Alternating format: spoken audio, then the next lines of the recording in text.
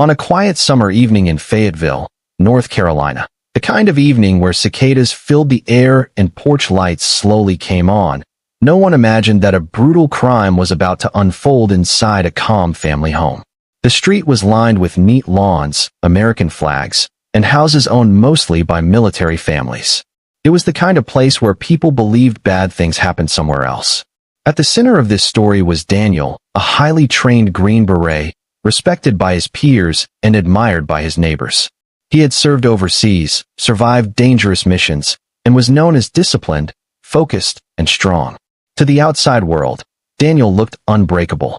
He wore the uniform with pride and carried himself like a man who had everything under control. His wife, Emily, was seen as quiet and supportive. She smiled at neighbors, attended base events, and often spoke about how proud she was of her husband's service. Friends described her as calm, polite, and private. Together, they looked like the perfect American military couple. No one ever heard loud arguments. No police had ever been called to their home. But behind closed doors, something was slowly breaking. On the night of July 14, 2017, Daniel arrived home at around 8:57 p.m., according to a nearby security camera. He parked his car in the driveway, walked inside, and closed the door. That was the last confirmed moment anyone saw him alive. Inside the house, the air was heavy. The heat of the day had not yet faded, and tension filled the rooms. Emily had learned something earlier that evening. Something about Daniel that shook her deeply. It was a secret that challenged everything she believed about her marriage, her future, and the man she thought she knew. At 9:43 p.m., Daniel's phone sent its final signal. No texts, no calls, nothing after that moment. For a man who was always careful, always alert, the sudden silence was strange. The next morning, Daniel did not show up for work. This was not like him. Fellow soldiers became concerned. Hours passed. Then Emily contacted the police and reported her husband missing. She sounded worried but controlled. She said Daniel went out late at night to clear his head and never came back. Officers arrived at the home later that day. From the outside, everything looked normal. The door was locked. The house was clean. Too clean. The floors looked freshly scrubbed. A faint chemical smell hung in the air, especially near the garage. Emily explained it away as household cleaning. Neighbors told police they heard nothing unusual that night. No screams. No loud fight. Just silence. But investigators knew something was wrong. A trained soldier does not simply disappear without a trace. He does not leave his phone behind. He does not miss duty without warning. And he does not vanish from his own home. As police began asking deeper questions, one thought slowly formed in their minds. Whatever happened to Daniel did not happen outside. It happened right there, inside the house he trusted most. And the most disturbing question of all remained unanswered. What secret did Emily discover that night, and how far would it push her? This was only the beginning. When police officially opened the case, they focused on building a clear timeline. Every minute mattered. Investigators returned to the home in Fayetteville, North Carolina, now treating it as a possible crime scene. What first looked like a normal house began to feel staged, almost carefully arranged. Detectives confirmed that Daniel arrived home at 8:57 p.m. on July 14, 2017. A neighbor's security camera captured his car pulling into the driveway. The video showed Daniel walking to the front door alone. He did not appear angry or rushed. There were no signs of a struggle outside. After the door closed, there was no record of him leaving again. Emily told police that Daniel became upset later that night and decided to go for a drive. She said he needed space and did not want to talk. According to her story, he left sometime after 10 p.m. But investigators quickly noticed a problem. No camera on the street showed Daniel leaving. Not by car. Not on foot. Police checked traffic cameras, gas stations, and nearby highways. Daniel's car was never seen. His bank cards were never used. His phone stayed inside the house, last active at 9:43 p.m. For detectives, this detail was critical. A trained Green Beret would never leave home without his phone. Inside the house, investigators documented everything. The living room was neat.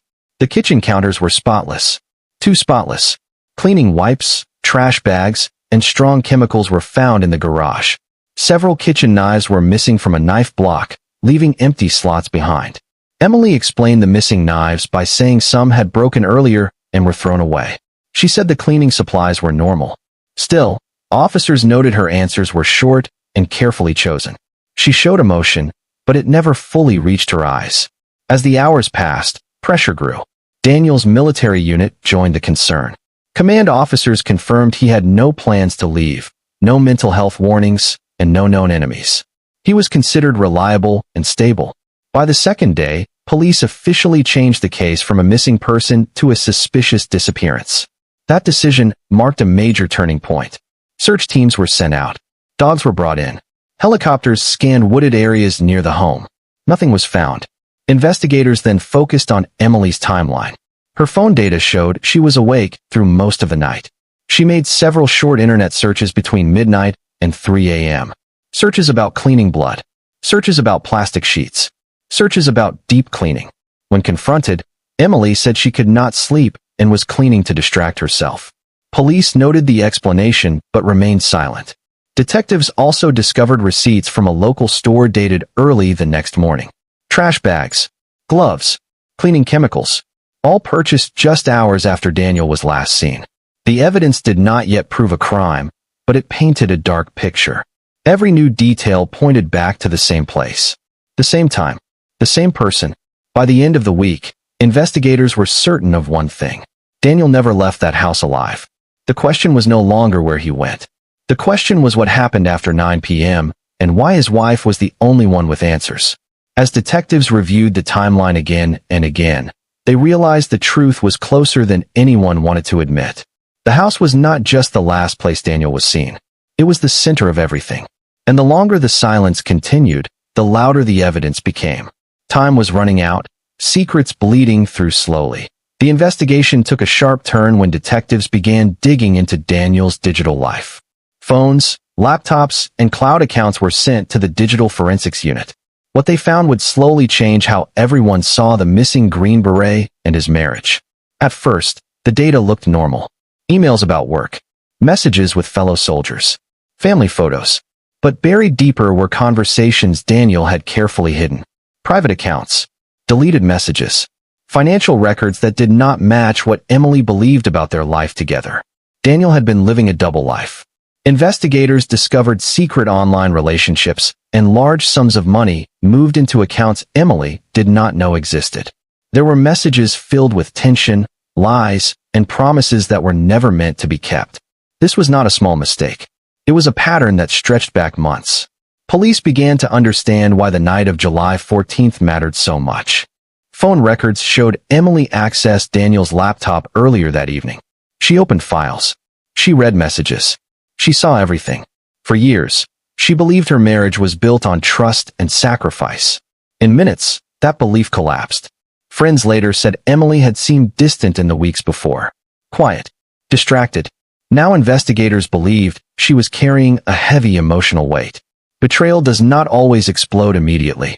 Sometimes it sits, grows, and waits for the wrong moment. Detectives reconstructed the final hours before Daniel disappeared. Emily was home all day. Daniel returned just before 9. Based on message drafts found later, the two likely argued. Not loudly. Not violently. At least not at first. There were no signs of forced entry. No broken furniture. This pointed to something personal. Something emotional.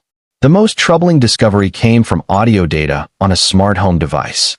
While no clear words were recorded, there was evidence of raised voices and sudden silence around the time Daniel's phone went dead. Investigators could not prove what was said, but they believed the argument reached a breaking point. This shifted the case completely. What began as a missing soldier was now a story of secrets, lies, and emotional collapse. Prosecutors would later say this was the moment everything changed. The moment control was lost.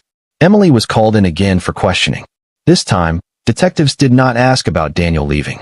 They asked about what she found on his computer. Her reaction was immediate. Her breathing changed. Her eyes dropped. She admitted discovering messages, but claimed they only argued. She said Daniel was angry, ashamed, and wanted to fix things.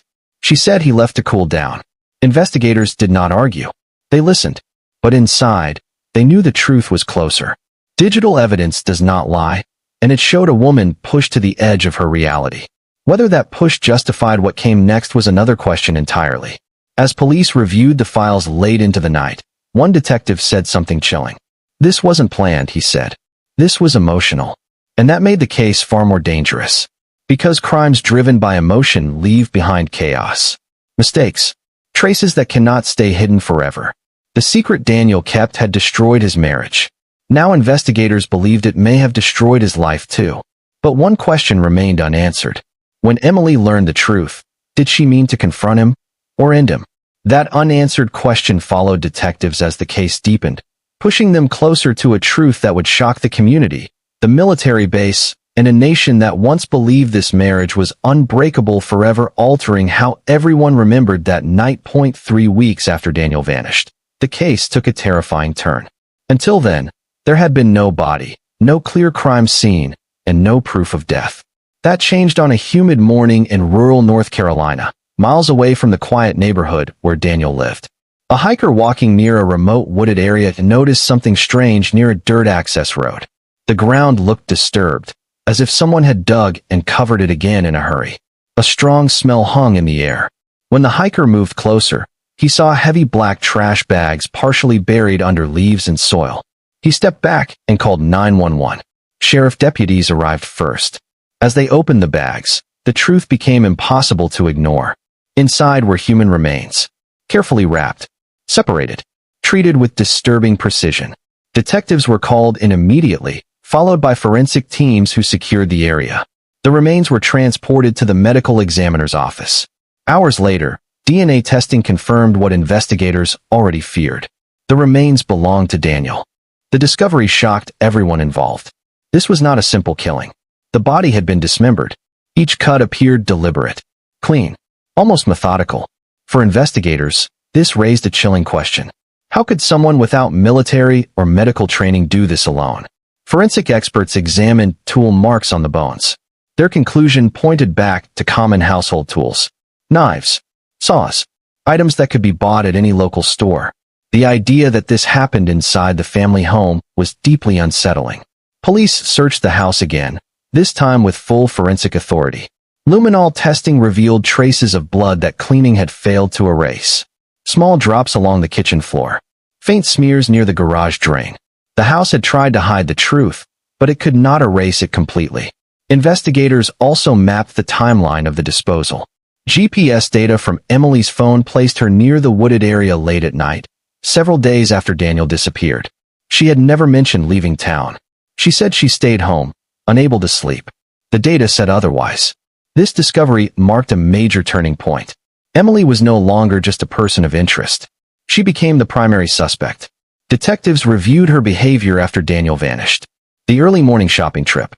The excessive cleaning. The calm way she spoke to police. At the time, it seemed strange. Now it felt deliberate. Still, one detail confused investigators. The physical effort required to move and bury the remains would have been extreme. Daniel was a strong man. Transporting him would not have been easy. Yet there was no sign of help. No second phone. No second vehicle. No witness. This suggested something investigators struggled to accept. Emily may have done all of it herself. The discovery of the remains brought painful closure to the question of where Daniel was. But it opened far darker questions about how and why he died. Was this a moment of panic after an accident? Or the final act of a rage that had been building for years? As the wooded site was cleared and evidence collected, detectives knew the case had crossed a line. There was no going back.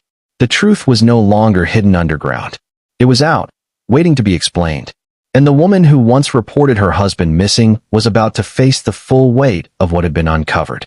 The investigation now moved toward arrest, interrogation, and answers that would test every claim, every emotion, and every lie told since that silent night in July changed everything forever. 1 month after Daniel disappeared, police decided it was time.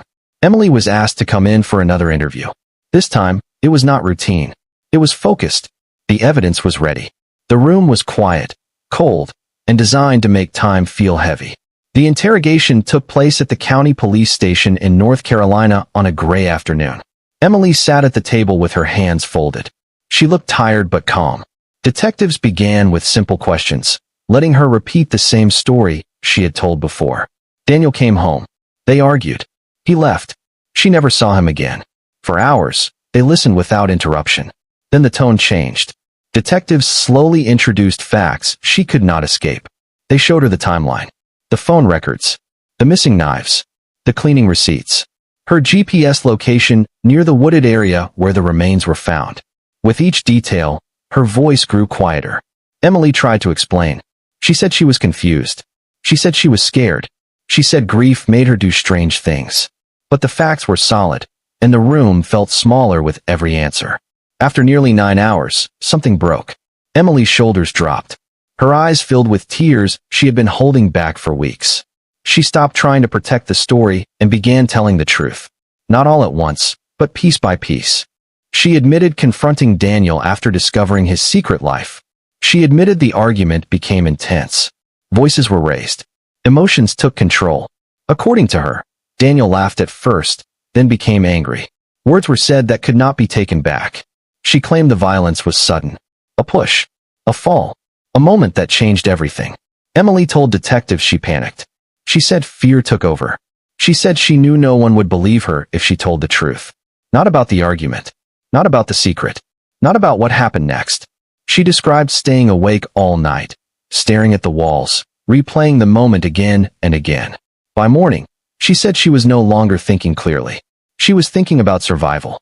When detectives asked about the dismemberment, Emily went silent. Minutes passed. Finally, she spoke. She said she did not want to see his face again. She said she wanted the nightmare to end. Her words were flat, almost empty. The room stayed quiet. Investigators asked the most important question of all.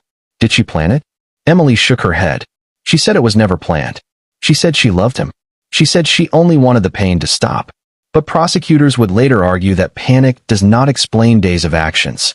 Buying supplies, cleaning the house, driving at night, choosing a remote location.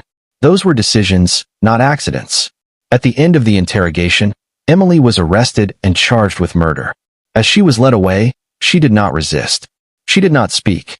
Her face showed relief mixed with fear. The confession answered many questions, but not all. Some details did not fully match the evidence.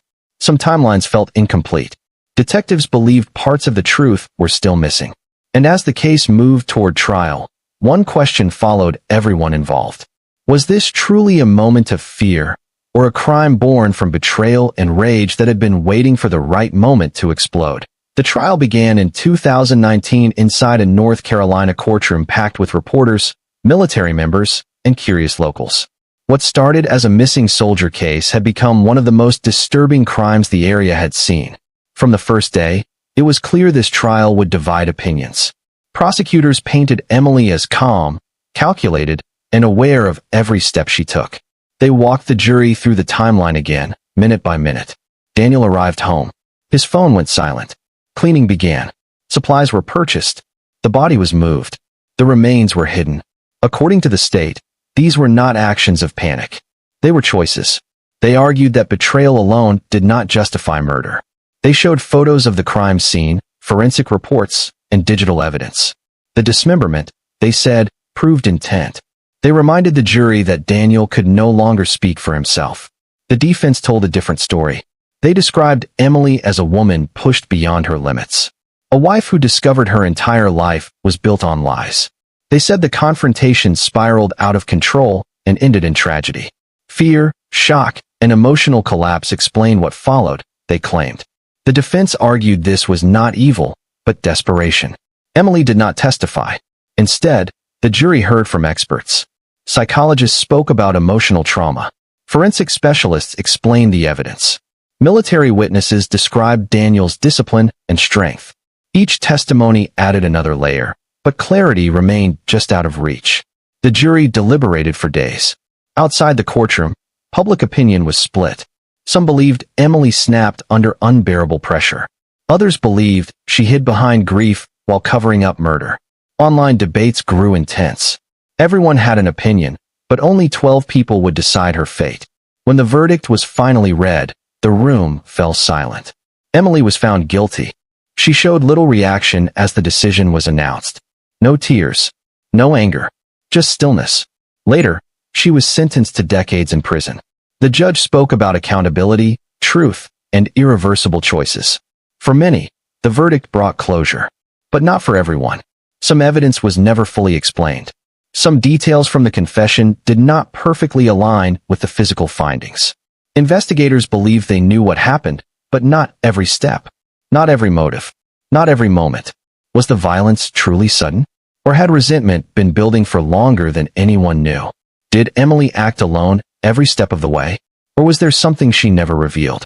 Those questions lingered. Daniel's military service was honored after his death.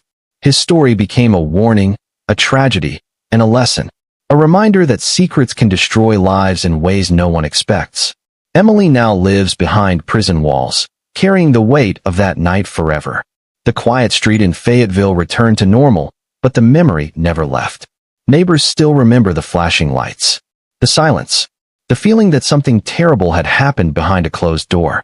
This case ended with a verdict, but not with peace. Because sometimes, even when justice is served, the full truth remains buried.